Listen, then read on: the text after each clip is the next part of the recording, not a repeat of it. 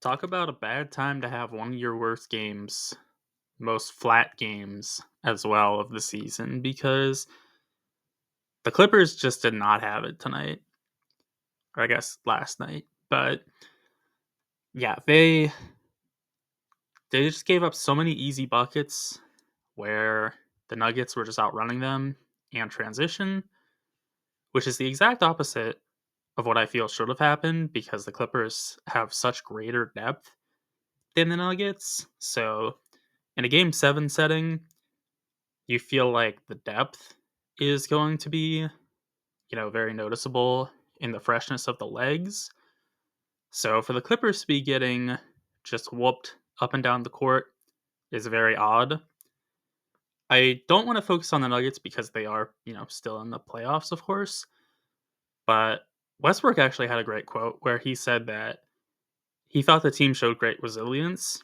And I think that's relevant to the Clippers because, in a way, they did as well, where they should have won, like 5 of these games, to be completely honest. You could argue that the Nuggets should have won more games as well than they actually ended up doing. Yeah, there's a real argument that the Clippers, outplayed the Nuggets, and a fair amount of the games they lost. So, for the Clippers to still force that game 7, I think is impressive. It's not going to get talked about, really, because at the end of the day, the biggest takeaway is that once again the Clippers disappoint in the playoffs.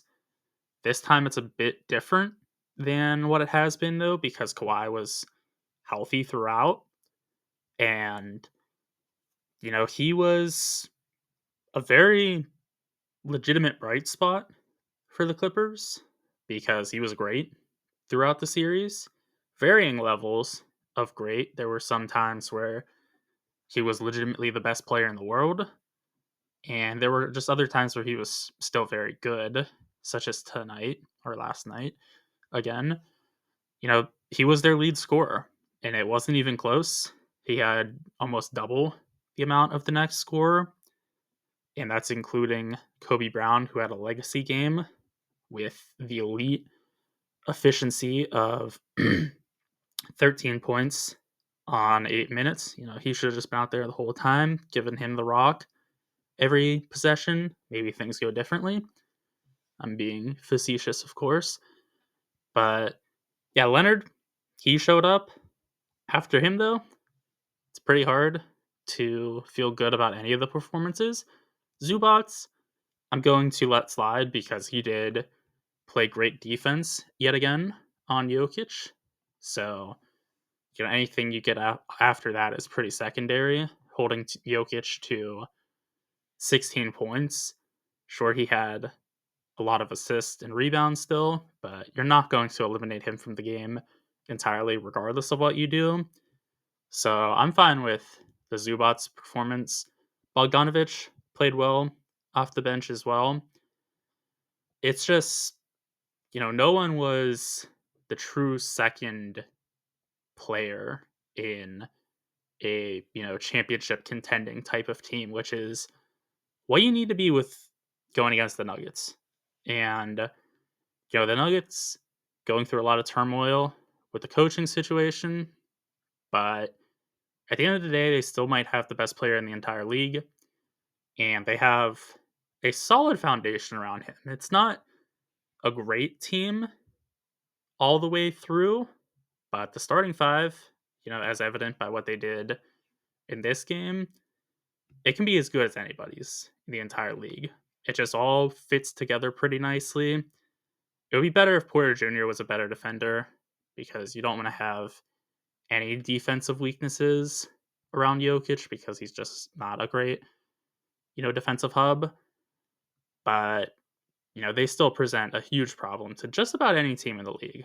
So I'm a little bit more sympathetic to the Clippers than I think a lot of people are. A lot of people, I think, are just going to point and laugh at Harden having another very disappointing playoff game, which is definitely a takeaway from this. But I don't know if it's the biggest takeaway from this series because he was good for a good chunk of the series. And obviously, with your second best player, who was probably their best player going into the series, because Kawhi played such few games in the regular season and didn't put up that amazing of stats, you obviously predict that Leonard's going to take his game to a higher level come playoff time.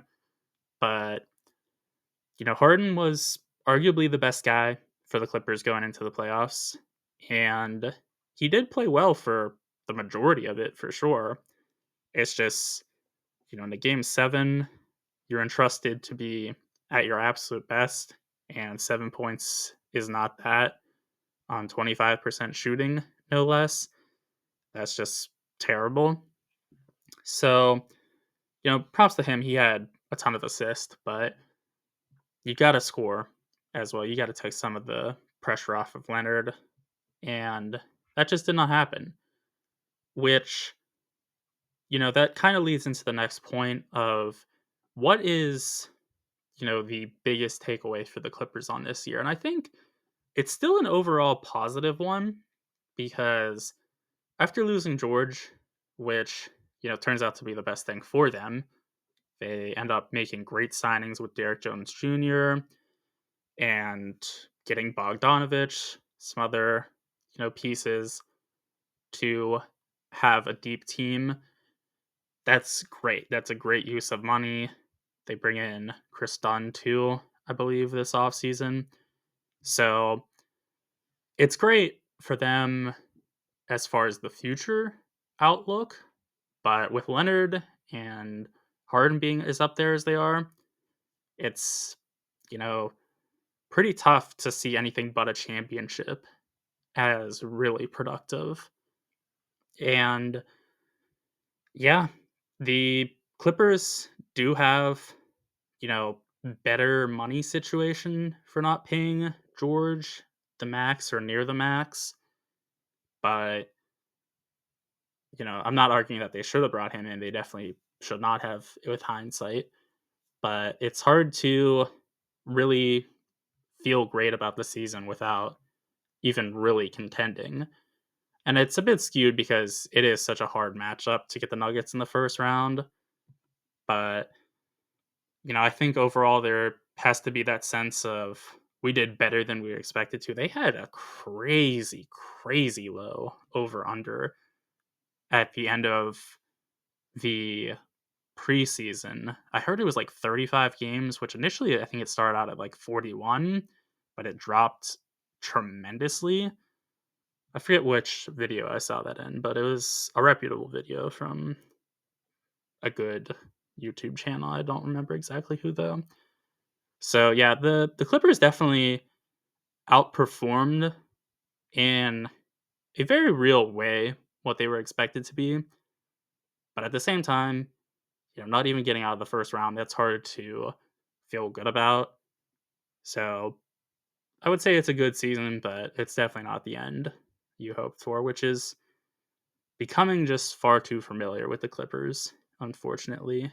So on the bright side, hopefully this is a sign that Leonard's going to be healthy to finish out his career. You love to see just such a great talent like him out there and not, being injured. So hopefully that continues. Those are my thoughts on the Clippers season. Be sure to let me know what yours are in the comment section. And also be sure to like and subscribe for more basketball and football content. Oh, and also just to embarrass myself a little bit, this result I feel like is directly in relation to me predicting that anything but a Nuggets blowout win was to be expected as being in play because I thought, if any team blows out the other team, it's the Clippers who's played better throughout the series overall and is just far deeper. So they should have, some more energy going into game 7, especially after winning game 6, having the Nuggets on their heels. But no, that didn't work out at all. The Nuggets get the blowout win. So that's pretty funny.